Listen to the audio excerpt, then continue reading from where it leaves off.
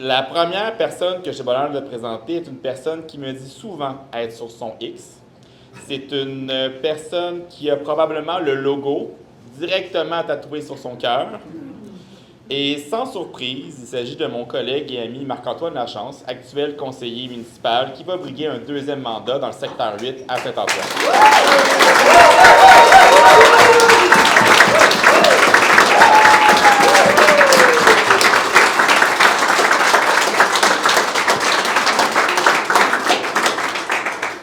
Bonjour à tous.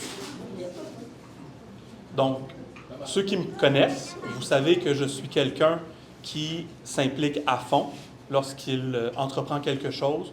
Vous savez que j'ai à cœur le bien-être des gens, que j'adore m'impliquer et que je veux redonner à la population ce que la ville m'a apporté.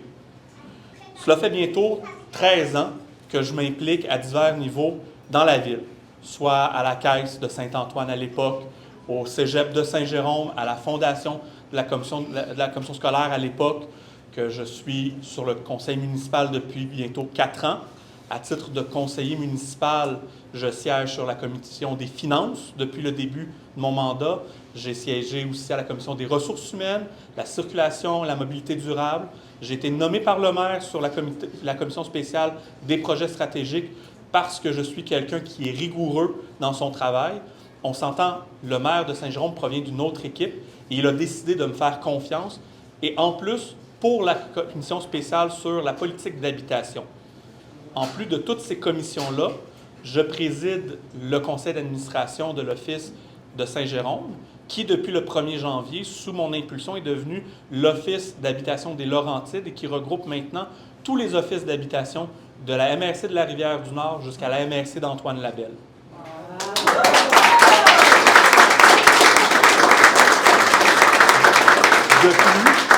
Depuis bientôt 3 ans, je représente la région des Laurentides, de Lanaudière et de Laval sur le regroupement des offices d'habitation du Québec et je m'assure de faire en sorte que les besoins de nos 3 régions soient entendus et portés auprès de la ministre. Dans les autres réalisations un peu plus concrètes, j'ai mené à terme la création d'une nouvelle taxation qui vise à lutter contre les îlots de chaleur dans les centres commerciaux et qui a pour but, entre autres, de financer de manière pérenne le plan d'action environnementale. Jusqu'à mon intervention et la création de cette taxe sur les îlots de chaleur en décembre dernier, la seule façon que le plan d'action environnementale était financé était par la vente des terrains du quartier industriel. Donc, il n'y avait aucune pérennité au niveau de ce plan d'action-là. Je me suis assuré que dans le futur, même lorsqu'on va avoir fini de vendre ces terrains-là, on puisse continuer d'avoir un plan d'action environnementale qui nous aide à lutter contre les changements climatiques.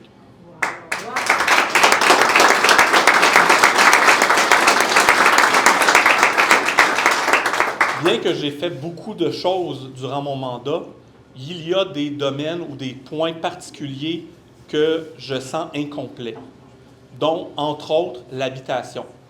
Bien que je sois impliqué dans l'habitation sociale, abordable, je trouve que c'est peu ce qui est fait à la ville.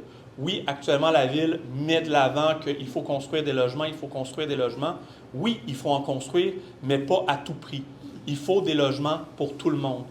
Quand je regarde la ville de Saint-Jérôme et on regarde les données socio-économiques, il y a 31,5% des ménages qui vivent avec moins de 40 000 $ par année.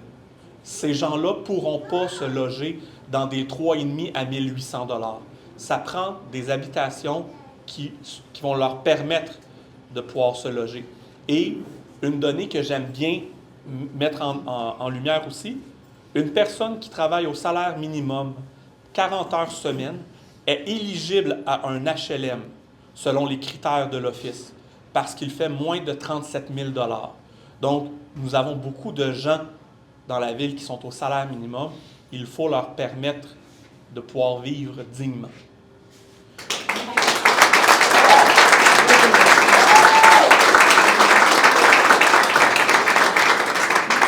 Je terminerai cette allocution en vous disant que si vous voulez que ça change à Saint-Jérôme, si vous voulez qu'on lutte plus activement contre les changements climatiques, si vous voulez que la ville soit plus dynamique au niveau du logement social et abordable, cela nécessite un changement.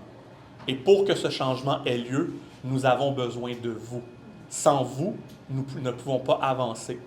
Et il y a un proverbe que j'aime bien et qui dit la chose suivante: seuls, nous allons plus vite, mais ensemble, nous allons plus loin, et nous allons le faire ensemble.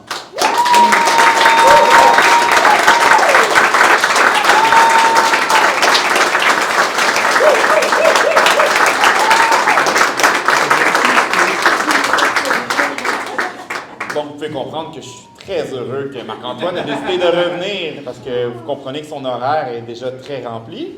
Ça ne l'a pas découragé, ça le motive encore plus. Je pense que maintenant qu'il voit que le mouvement jérômien peut aller plus loin, il voit toutes les possibilités de ce qu'il peut faire à la ville. Parce que j'ai toujours pu compter sur Marc-Antoine. Il est efficace, il a une mémoire phénoménale. Si vous lui demandez quelque chose, il va s'en souvenir.